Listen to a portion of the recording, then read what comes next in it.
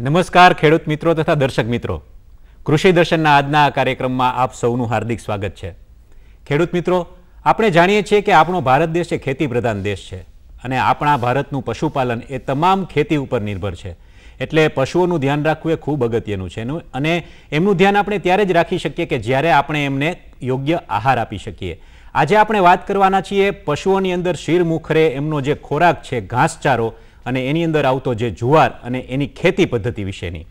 તો આજે આ કાર્યક્રમમાં જે તજજ્ઞ તરીકે આપણી વચ્ચે ઉપસ્થિત થયા છે એ છે ડૉક્ટર S.J. સિંધી સાહેબ કે જે જૂનાગઢ કૃષિ યુનિવર્સિટી ખાતે મદદનીશ પ્રાધ્યાપક તરીકે તેઓ ફરજ બજાવે છે। તો સૌ પહેલાં સાહેબનું આપણે શબ્દશઃ સ્વાગત કરીએ। સાહેબ, આજના આ કાર્યક્રમમાં આપનું ખૂબ ખૂબ હાર્દિક સ્વાગત છે।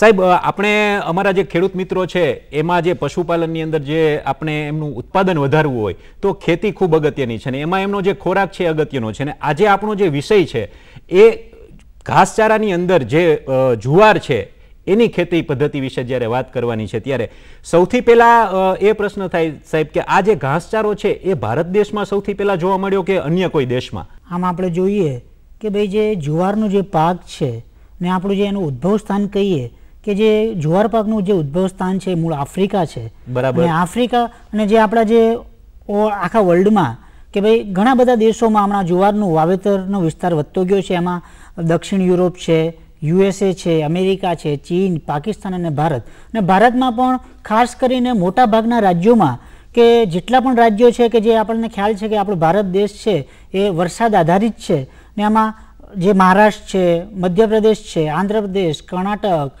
રાજસ્થાન, ઉત્તર પ્રદેશ અને ખાસ કરીને પંજાબ અને હરિયાણામાં પણ જે જુવારના જે ઘાસચારા પાકની જે વાવેતર વિસ્તાર વધતો ગયો છે। અને આપણે ગુજરાતની વાત કરીએ તો ગુજરાતમાં ખાસ કરીને જે સૌરાષ્ટ્ર એરિયા છે, ઉત્તર ગુજરાત છે અને મહદ અંશે કચ્છ વિસ્તારમાં પણ આપણે જુવારનું ઘાસચારા તરીકે વાવેતર વિસ્તાર વધતો ગયો છે। જે અમારા ખેડૂત મિત્રો છે એને આ ઘાસચારા વિશેની અગત્યતા આપણે મહત્વ સમજાવવું હોય તો કેમ સમજાવી શકાય એ પણ જણાવો। તો આપણે ખાસ કરીને અત્યારે વાત કરીએ કે ભાઈ આપણો જે ભારત દેશ છે કે ભાઈ કૃષિ પ્રધાન દેશ છે અને આપણને ખ્યાલ છે કે જે પણ અત્યારે જે પણ નિર્ભર છે કે 70 થી 80% એ આપણે ફક્ત અને ફક્ત ખેતી પર નિર્ભર છીએ। અને એમાં જે અગત્યતા જે છે કે ઘાસચારા પાકની એમાં ખાસ કરીને ભાઈ ખેતીની સાથે સાથે હવે ખેડૂત મિત્રો પશુપાલનનો ગ્રામજનોમાં વ્યવસાય પણ વધતો ગયો છે। એટલે સાથે સાથે જે પશુપાલકો માટે જે ઘાસચારો છે અને ઘાસચારા માટે પણ જે ખાસ કરીને વાત કરીએ કે લીલો ચારો એક મહત્વનો મુખ્ય ઘટક કહી શકાય અથવા એને એક આપણે મુખ્ય આહાર તરીકે પણ ગણી શકીએ છીએ। અને જે ઘાસચારા લીલા ઘાસચારાની વાત કરીએ કે ભાઈ જેમાં જે લીલો ઘાસચારો છે એમાં પોષક તત્વોનું પ્રમાણ વધુ હોય છે જે સૂકા ઘાસચારા કરતાં। તો આપણે જે અત્યારે જે વાત કરીએ છીએ કે આપણી જોડે ભારત દેશમાં અત્યારે 10 થી 15% પશુધન હોવા છતાં પણ આપણે બીજા જે દેશો છે એની સરખામણીમાં આપણા પશુધનોની ઉત્પાદન ક્ષમતા ઓછી છે। એટલા માટે આપણે ખાસ કરીને પોષક તત્વોથી લીલા ઘાસચારાથી આપણે એનું ઉત્પાદન ક્ષમતા વધારવી જોઈએ। અને આપણે જે વાત કરી સાહેબ કે લીલા ઘાસચારાની એટલે આપણે ઓમ સાદી ભાષામાં કહીએ તો આપણે જે બજારમાં લીલું મળે છે આપણે આજે એની જ વાત કરી રહ્યા છીએ, બરાબર ને? અને જે સાહેબ જુવાર છે આનું જો વાવેતર કરવું હોય તો કયા સમયે કરી શકાય એ પણ અમારા ખેડૂત મિત્રોને જણાવો।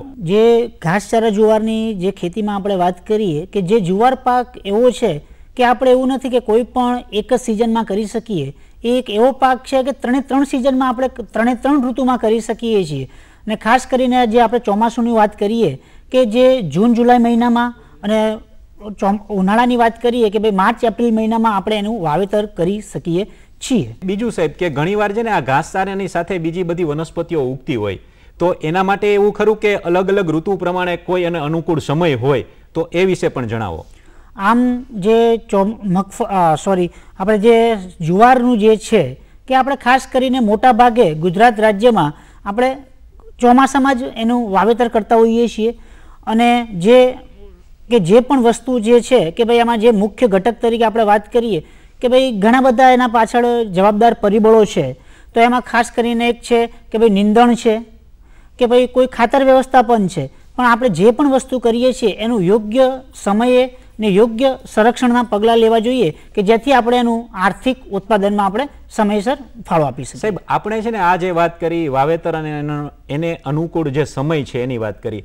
હવે સૌથી પહેલો પ્રશ્ન, કોઈ પણ આપણે ખેતીની અંદર જે કોઈ પણ બીજ વાવીએ તો એના માટે જે જમીન છે એમાં ઘાસચારા માટે કેવી જમીન જોઈએ એ વિશે પણ જણાવો. ઘાસચારા પાકો માટે ને ખાસ કરીને જુવાર માટે આપણે ગુજરાતની દરેકે દરેક પ્રકારની જમીન માફક આવે છે. ને આમ સામાન્ય વાત કરીએ કે ગોરાડુથી લઈને કાળી જમીન ને ખાસ કરીને જે નિતાર શક્તિવાળી જે જમીન હોય છે એ વધુ અનુકૂળ આવે છે. ને એનું જે સામાન્ય જે એનું પીએચ આંક છે એ 6.5થી લઈને 8 જે જમીનનું પીએચ આંક હોય એ જમીન વધુ અનુકૂળ આવે છે. આ જે વાવેતર આપણે કરી નાખી જુવારના ઘાસચારાનું, ત્યાર પછી આપણે એની કાળજી કેવી રીતે લેવી જોઈએ એ પણ જણાવો. સૌથી પહેલાં આપણે જમીનની તૈયારીની વાત કરીએ કે સૌપ્રથમ કે જે મુખ્ય ઘટક કહેવાય છે કોઈ પણ પાક માટે તો એ આપણું જમીન છે. તો સૌથી પહેલાં જમીનની જે કઈ રીતે તૈયારી કરવી છે, સામાન્ય રીતે આપણે જુવાર પાક માટે અને ખાસ કરીને ઘાસચારા માટે એક હળથી ખેડ કરી અને 2 કરબડીથી ખેડ કરીએ છીએ. ને સાથે સાથે જમીન ભરભરી બન્યા પછી આપણે સમારથી સમતલ કરી દઈએ છીએ. અને પછી એની સાથે સાથે કે ભાઈ ચોમાસાની વાત કરીએ કે ભાઈ ચોમાસામાં વરસાદ થોડોક ડીલે થયો છે, મોડો થયો છે, તો એની સાથે આપણે નિંદામણ મુક્ત જમીન રાખવી જોઈએ. અને જમીન જ્યારે સાહેબ સમથળ કરીએ ત્યારે એમાં એવું કોઈ ખરું છે કે કોઈ ઢાળવાળી જમીન હોય તો એને વ્યવસ્થિત કરવી, જે ઊંચા નીચા ટેકરાવાળી હોય તો એના માટે ખેડૂતોએ શું કાળજી લેવી જોઈએ? આમ ખાસ કરીને જે પણ ઢાળ ઢોળાવાળી છે એના કરતાં આપણે જે સમતલ જમીન છે કે કરબડીથી કરીને ખેડ કરીને આપણે સમતલ જમીન હોય તો વધારે સારું છે. અને સાથે સાથે જે પણ આપણે જે કોઈ પણ પગલાં લઈએ છીએ કે ખાસ કરીને ચોમાસુની આપણે વાત કરીએ છીએ તો જે જમીનમાં પાણી ન ભરાઈ રહે એ જમીનનો આપણે વધારે ખ્યાલ રાખવો જોઈએ. અને સાહેબ, માનો કે પાણી ભરાય તો એના માટે આપણે શું નિરાકરણ લેવું જોઈએ?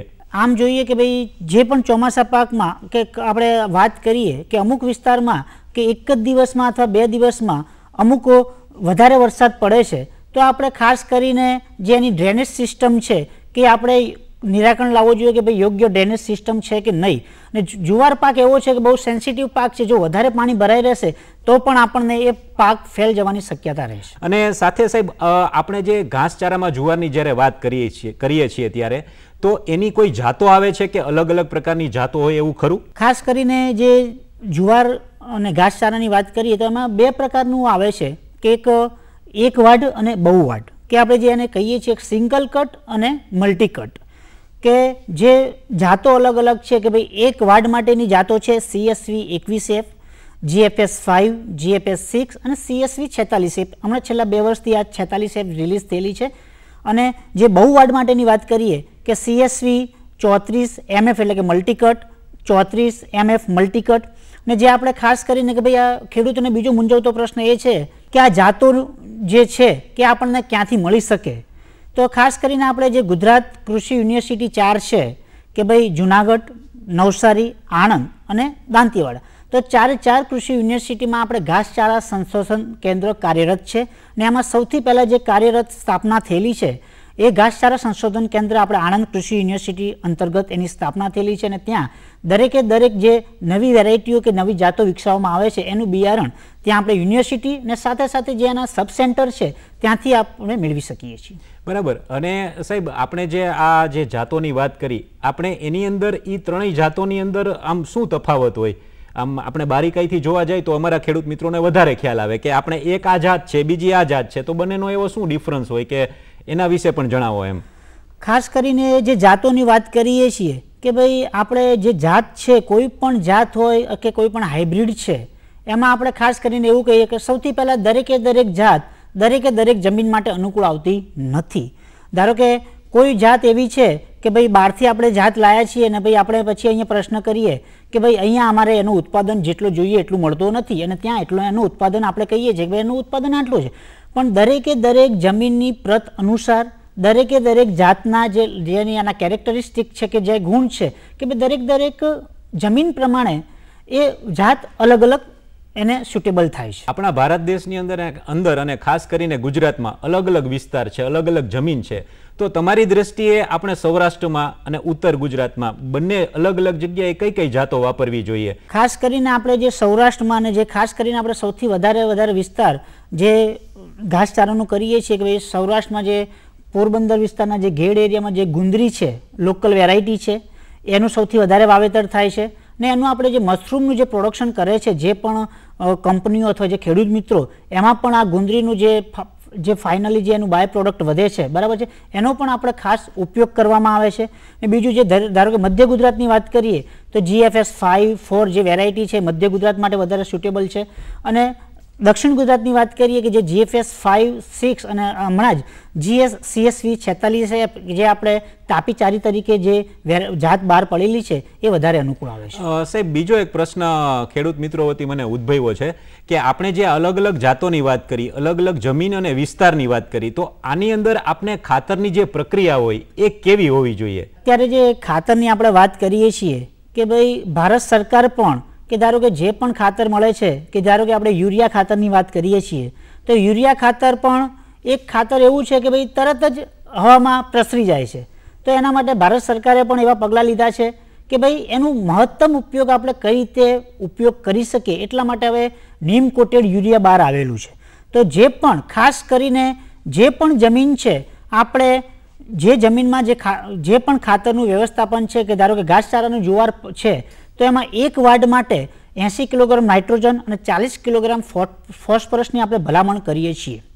એ જ રીતે બહુ વાડ માટે 100 કિલોગ્રામ નાઇટ્રોજન અને 40 કિલોગ્રામ ફોસ્ફરસની આપણે ભલામણ કરીએ છીએ. પણ ખાસ કરીને જે નાઇટ્રોજન ખાતર છે એ આપણે પૂરતી ખાતર તરીકે આપીએ છીએ કે શરૂઆતમાં કે પાયા તરીકે આપણે 50% આપીએ છીએ અને બાકીનું જે છે એ 30 થી 35 દિવસ પછી આપણે એને ખાતર આપતા હોઈએ છીએ. અને ખાસ કરી અને આપણી જે જમીન છે કે જે જમીનમાં જસતનું પ્રમાણ ઓછું છે એ જમીનમાં ઝીંક સલ્ફેટ 25 કિલોગ્રામ 1 હેક્ટરે આપણે 3 વર્ષે એકવાર અને છાણિયું ખાતર 5 થી 10 ટન પર હેક્ટર આપણે આપવાની ભલામણ કરેલી છે.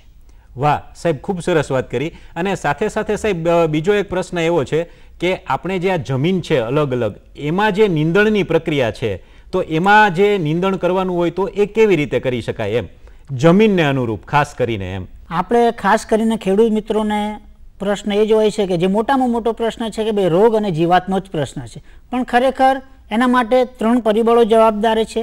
રોગ છે, જીવાત છે અને એની સાથે સાથે આપણે નીંદણ પણ એક મુખ્ય પરિબળ છે. એને આપણે કે જે ખેતી પાકોમાં નીંદણ છે અત્યારે બહુ સમસ્યારૂપ પ્રશ્ન છે કે નીંદણની જે વસ્તુ છે એ મુખ્ય જૈવિક પરિબળ છે.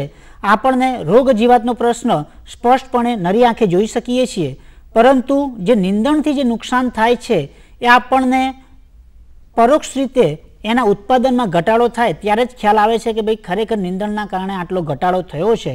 અને ખાસ કરીને ચોમાસાની વાત કરીએ તો 35 થી 40% લઈને નીંદણના કારણે ઉત્પાદનમાં ઘટાડો જોવા મળે છે. સાહેબ, બીજો એક પ્રશ્ન થયો કે આપણે જે આ ઘાસચારા અને એની અંદર જુવારની વાત કરીએ છીએ, છેવટે તો આ બધા પશુઓ જ ખાવાનું હોય છે, તો આપણે ખેતરની અંદર આ નિંદામણમાં જે વનસ્પતિ ઉગે અને એ ન કાઢીએ તો શું ફેર પડે?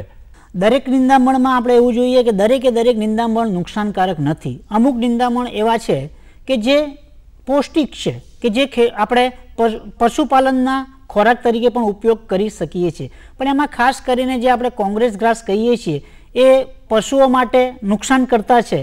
તો આ બધાને બાકાત કરતા જે બીજા જેટલા પણ નિંદણ છે એ મોટા ભાગે પૌષ્ટિક છે અને આપણે એનો પશુઓના આહાર તરીકે ઉપયોગ કરી શકીએ. અને સાહેબ, હવે જ્યારે આપણે જુવારના ઘાસચારાનું આપણે ખેતીની અંદર ઉત્પાદન એનું બિયારણ વાવી અને કરીએ પછી આપણે એની કાળજી શું લેવી જોઈએ અને એને કેટલું પિયત આપવું જોઈએ એ વિશે પણ અમારા ખેડૂત મિત્રોને જણાવો. જે પિયતની આપણે વાત કરીએ કે ખાસ કરીને ચોમાસામાં આપણે કોઈ પણ પ્રકારના પિયતની જરૂર રહેતી નથી, પરંતુ જો વરસાદ ખેંચાય તો આપણે 10 થી 15 દિવસના ગાળે જો આપણી જોડે પાણીની વ્યવસ્થા હોય, પિયતની વ્યવસ્થા હોય તો આપણે ખાસ કરીને પિયત આપીએ છીએ.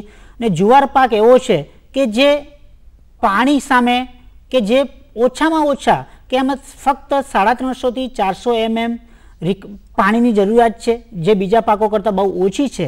અને એને આપણે અંગ્રેજીમાં એને કેમલ ક્રોપ પણ કહીએ છીએ કે ઊંટ, કે જેને પાણી સામે, દુકાળ સામે, અછત સામે એ લાંબા ગાળા સમય સુધી ટકી શકે છે. એટલે કે ઓછું પાણી હોય તો પણ આપણે આ પાક ઉગી શકે.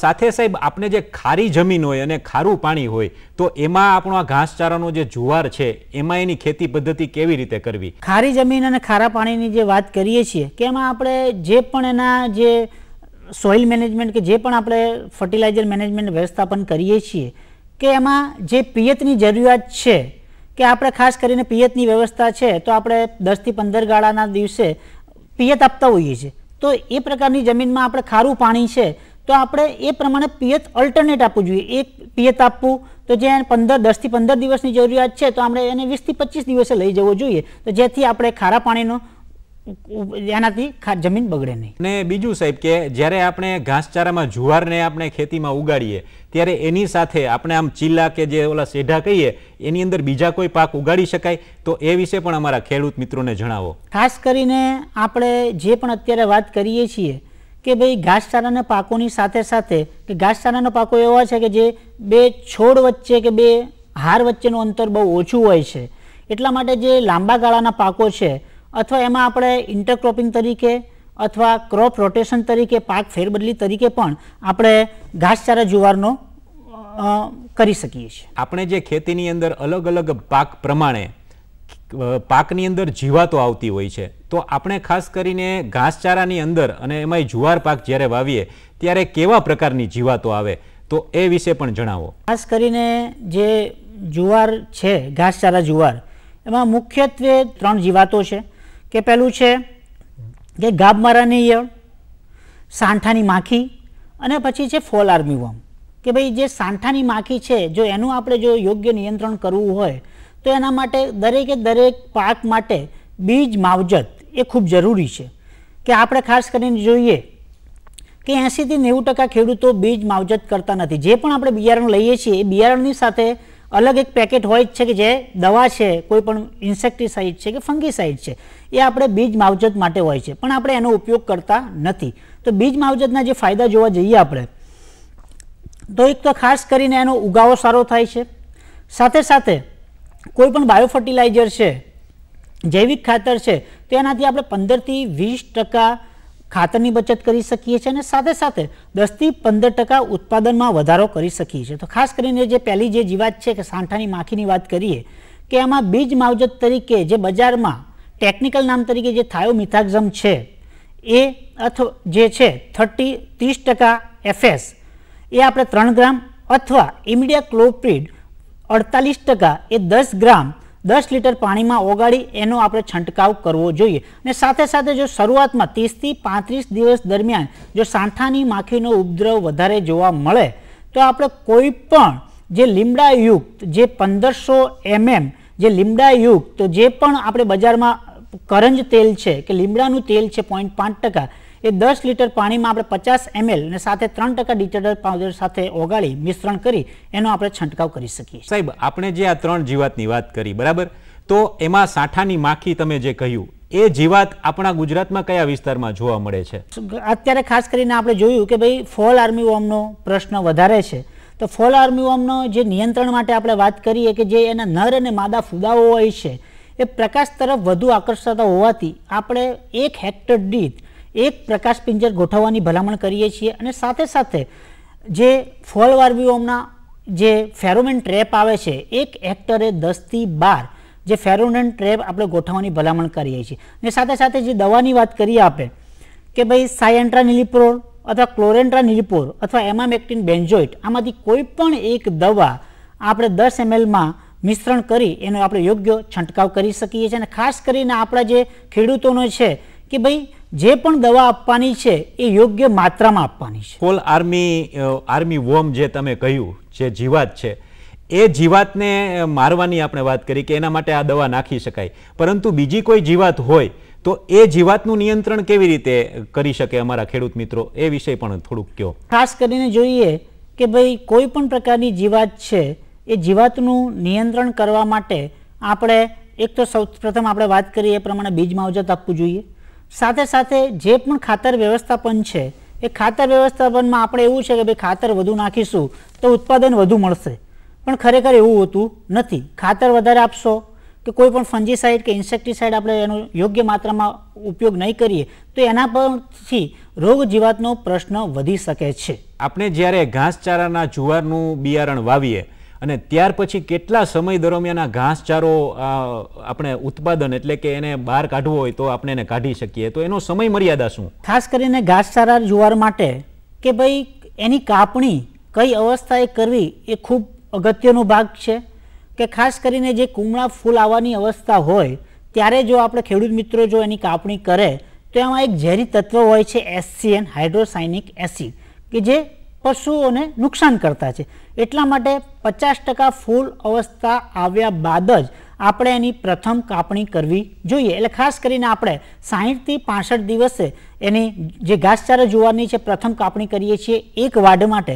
જ્યારે બહુ વાડ કાપણી માટેની વાત કરીએ કે પહેલું જે આપણે કાપણી કરીએ છીએ 60 થી 65 દિવસે, એના પછી જે બીજો વાડ છે એ આપણે 40 થી 45 દિવસ પછી એની કાપણી કરવી જોઈએ. સાહેબ, આપણો જે કચ્છ વિસ્તાર છે, સૌરાષ્ટ્ર વિસ્તાર છે, એમાં તમારા અનુભવ પ્રમાણે કે અલગ અલગ વિસ્તારમાં કઈ જીવાતો વધારે જોવા મળે છે? આ મુખ્યત્વે જે ઘાસચારાની આપણે વાત કરીએ છીએ કે આ જે 3 જીવાતોનો જે અત્યારે પ્રશ્ન છે કે ભાઈ ગાબબાનાની ઈયળ અને ફોલ આર્મીવોર્મનો પ્રશ્ન સૌથી વધારે જોવા મળે છે. એ બધી જગ્યાએ સાહેબ જોવા મળે? હા, બધી જગ્યાએ. બરાબર છે. ને ખાસ કરીને જે ફોલ આર્મીવોર્મ છે કે ભાઈ વધારે વરસાદ પડે છે અથવા એ ફોલ આર્મીવોર્મનું જે છે કે ભાઈ શરૂઆતમાં જ કે ભાઈ પ્રથમ 2 થી 3 અઠવાડિયા સુધી જ એનો ઉપદ્રવ જોવા મળે છે. એટલે ખાસ કરીને જો આપણે 2 થી 3 અઠવાડિયા સુધીમાં કે શરૂઆતની જ અવસ્થાએ એનું યોગ્ય નિરાકરણ યોગ્ય નિયંત્રણ કરીએ તો આપણે એમાં સારું આર્થિક ઉત્પાદન મેળવી શકીએ છીએ. ઘાસચારાના જુવારની અંદર આપણે આર્થિક ઉત્પાદન મેળવવું હોય તો તમારી દ્રષ્ટિએ અને અમારા ખેડૂત મિત્રોને સમજાય એવી રીતે એવા કયા કયા મુદ્દા છે જે ટૂંકમાં આપણે અમારા ખેડૂત મિત્રોને આપ જણાવી દો? ખાસ કરીને કે ચાવીરૂપ મુદ્દાઓ જે કહીએ કે ભાઈ ઘાસચારા જુવારનું આર્થિક ઉત્પાદન વધુ મેળવવા માટે જે ચાવીરૂપ મુદ્દાઓની વાત કરીએ છીએ એમાં મુખ્યત્વે 6 થી 7 મુદ્દા છે. એક તો પહેલું છે કે યોગ્ય સમયસર વાવણી કરવી. બીજું છે કે વિસ્તાર આધારિત યોગ્ય જાતોની પસંદગી કરવી. બીજું છે કે જે ખાતર આપણે આપીએ છીએ ખાતરનું યોગ્ય જે ભલામણ મુજબ જથ્થો આપવો જોઈએ. સાથે સાથે જે પણ આપણે કે ભાઈ જમીનમાં જે આંતરખેડ કરવી જોઈએ યોગ્ય સમયે, અને જે જમીનમાં પાણી ભરાઈ રહેતું હોય એનું યોગ્ય નિતાર શક્તિવાળી આપણે જમીન પસંદ કરવી જોઈએ. અને ખાસ કરીને 50% ફૂલ અવસ્થાએ પછી જ એની કાપણી કરવી જોઈએ. વાહ, જોયું ને ખેડૂત મિત્રો, સાહેબ જે છે ડૉક્ટર SJ સિંધી સાહેબે આપણને ઘાસચારામાં જુવારના પાકની ખેતી કેવી રીતે કરવી એની વિશેષ ખૂબ સારી માહિતી આપી. સર, ખેડૂત મિત્રો વતી હું આપનો ખૂબ ખૂબ આભાર માનું છું. અને આ જ રીતે ખેડૂત મિત્રો, ફરીવાર કૃષિ દર્શનના કાર્યક્રમમાં આપણે ફરીથી મળતા રહેશું. ત્યાં સુધી રજા આપશો.